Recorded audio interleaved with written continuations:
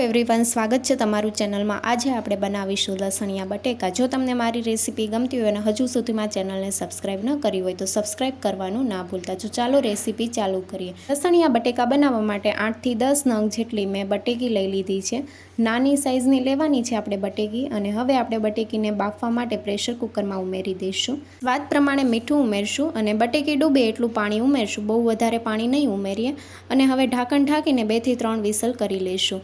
Whistle થાય છે ત્યાં સુધીમાં આપણે લસણવાળી પેસ્ટ તૈયાર કરી લઈશું। મિક્સર જારમાં મેં 19 થી 20 જેટલી લસણની કળી ઉમેરી છે, સાથે 1.5 ચમચી કાશ્મીરી લાલ મરચું પાવડર ઉમેર્યું છે। મારે સૂકા લાલ મરચાં ઉમેરવા હોય તો તમે તે પણ ઉમેરી શકો છો। ચપટી મીઠું ઉમેરીને આપણે મિક્સરમાં પીસી લઈશું। તો એકદમ બારીક આપણે પીસી લીધું છે। તમને ચમચીથી બતાવું તો આ રીતની લસણવાળી પેસ્ટ આપણી તૈયાર થઈ ગઈ છે। કુકરમાં પણ 3 વિસલ કરી લીધી છે। હવે પ્રેશર બધી કાઢી લઈશું અને ઢાંકણ ખોલીને આપણે બટેકાને ચેક કરી લઈશું। તો નાઈફના મદદથી ચેક કરીએ તો બટેકા સરસ એવા બફાઈ ગયા છે। હવે આપણે બટેકાની છાલ ઉતારી લીધી છે અને બટેકા ઠંડા પણ થઈ ગયા છે। આ રીતે કાંટા ચમચીની મદદથી આપણે હોલ કરી લઈશું, જેથી મસાલા સરસ એવા અંદર સુધી જશે અને સરસ એવો ફ્લેવર આવશે। બધા બટેકામાં આપણે કાંટા ચમચીની મદદથી હોલ કરી લઈશું અને હવે મસાલા પેસ્ટ બનાવીશું।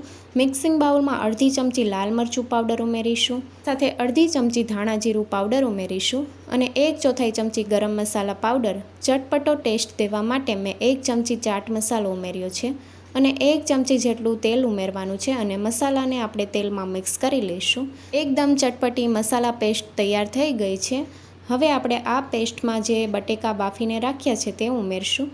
તો બટેકાને આપણે હોલ કર્યો છે જેથી અંદર સુધી સરસ એવો મસાલાનો ફ્લેવર જશે। આ રીતે આપણે મિક્સ કરી લઈશું અને થોડી વાર માટે મૂકી દઈશું। દરેક બટેકી મસાલાથી કોટ થઈ ગઈ છે। આ રીતે ચમચીથી બતાવું તો દરેક બટેકી ઉપર મસાલો લાગી ગયો છે। હવે પેનમાં આપણે 3 ચમચી તેલ ઉમેરશું અને જે મસાલાવાળી બટેકી આપણે તૈયાર કરી છે તે ઉમેરશું અને શરૂઆતમાં આપણે પલટાવવાની નથી, એક બાજુથી સરસ એવી ક્રિસ્પી થઈ જશે પછી આપણે પલટાવીને સરસ એવી ક્રિસ્પી બધી સાઈડથી કરી લઈશું। તો આ રીતે મસાલાવાળી બટેકી તૈયાર થઈ ગઈ છે। હવે આપણે એક પ્લેટમાં કાઢી લઈશું। વધેલા તેલમાં આપણે અડધી ચમચી જીરું ઉમેરશું, સાથે તમાલપત્ર અને ચપટી હિંગ ઉમેરશું અને વઘારને આપણે સાતળી લઈશું। તો વઘાર સરસ એવો સતળાઈ ગયો છે। હવે 2 મીડિયમ સાઇઝની ડુંગળીને મેં ચોપરમાં ચોપ કરીને ઉમેરી છે। તો ડુંગળીને હલકો કલર ચેન્જ થાય ત્યાં સુધી આપણે સાતળી લઈશું। ડુંગળી સરસ એવી કૂક થઈ ગઈ છે અને હવે આપણે આદું અને મરચાંની પેસ્ટ ઉમેરીશું। 1 ચમચી આદુનું છીણ અને 1 લીલા મરચાંને ઝીણું કાપીને ઉમેર્યું છે। તીખાશ તમે તમારા ટેસ્ટ મુજબ લઈ શકો છો અને બંને વસ્તુને સાતળી લઈશું જેથી કાચો સ્વાદ વહી જાય।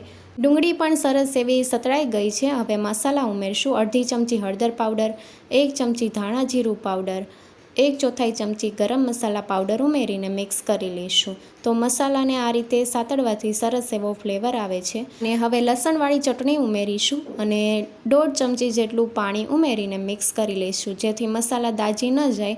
અને હવે આપણે લસણવાળી ચટણીને પણ થોડી વાર માટે સાતળી લઈશું। બહુ વધારે નથી સાતળવાની, 1 મિનિટ જેવું આપણે સાતળી લઈશું જેથી લસણનો સરસ એવો ફ્લેવર આવી જશે। મસાલાને 1 મિનિટ માટે સાતળી લીધા છે। સાઈડમાંથી તેલ પણ છૂટું પડવા લાગ્યું છે। હવે ટમેટાની પ્યોરી ઉમેરશું। તો 2 મીડિયમ સાઇઝના ટમેટાને મેં મિક્સરમાં કાઢી લીધા છે અને આ રીતે તમે જોઈ શકો છો પ્યોરી તૈયાર કરી લીધી છે। ટમેટા જલ્દી કૂક થઈ જાય તે માટે સ્વાદ પ્રમાણે મીઠું ઉમેરશું। મીઠું આપણે બટેકામાં પણ ઉમેર્યું છે એટલે પ્રમાણસર ઉમેરવું। બધી જ વસ્તુને મિક્સ કરી લઈશું અને ગ્રેવીને આપણે 2 મિનિટ માટે થવા દઈશું। સાઈડમાંથી તેલ છૂટું પડે ત્યાં સુધી આપણે થવા દઈશું। તો 2 મિનિટ જેવું થઈ ગયું છે અને ગ્રેવી સરસ એવી કૂક થઈ ગઈ છે। ગ્રેવીમાંથી તેલ છૂટું પડવા લાગ્યું છે। તો આ સમયે આપણે મસાલાવાળી બટેકી ઉમેરશું। ગેસની ફ્લેમ મીડિયમ રાખવાની છે। બટેકીને આપણે મસાલાથી સરસ રીતે કોટ કરી લઈશું જેથી સરસ એવો ફ્લેવર આવી જશે। અને હવે આપણે જરૂર પ્રમાણે પાણી ઉમેરશું। અડધો કપ પાણી ઉમેર્યું છે। પાણી આપણે ગરમ લેવાનું છે જેથી મસાલાનો ફ્લેવર પણ જળવાઈ રહે છે અને મસાલાનો કલર પણ જળવાઈ રહે છે। હવે મિક્સ કરી લઈશું। બટેકીને આપણે મસાલામાં સરસ રીતે મિક્સ કરી લઈશું અને મસાલામાં આપણે બટેકીને 6 થી 7 મિનિટ માટે કૂક થવા દઈશું જેથી બટેકીમાં અંદર સુધી મસાલાનો ફ્લેવર જશે। તો ઢાંકણ ઢાંકીને આપણે કૂક કરી લઈશું। 6 મિનિટ થઈ ગઈ છે। ઢાંકણ ખોલીને જોઈએ તો બટેકા સરસ રીતે થઈ ગયા છે અને સાઈડમાંથી તેલ પણ છૂટું પડવા લાગ્યું છે. તો હવે કોથમીરના પાન ઉમેરીશું અને મિક્સ કરી લઈશું. તો આ સમયે ગેસની ફ્લેમ બંધ કરી દઈશું. એકદમ ઢાબા સ્ટાઇલ કાઠિયાવાડી લસણિયા બટેકા તૈયાર છે. તો હવે આપણે સર્વિંગ પ્લેટમાં સર્વ કરીશું. તીખા અને ચટપટા કાઠિયાવાડી લસણિયા બટેકાને આપણે સર્વિંગ પ્લેટમાં સર્વ કરીશું. તમે રોટલી અથવા ભાત સાથે સર્વ કરી શકો છો.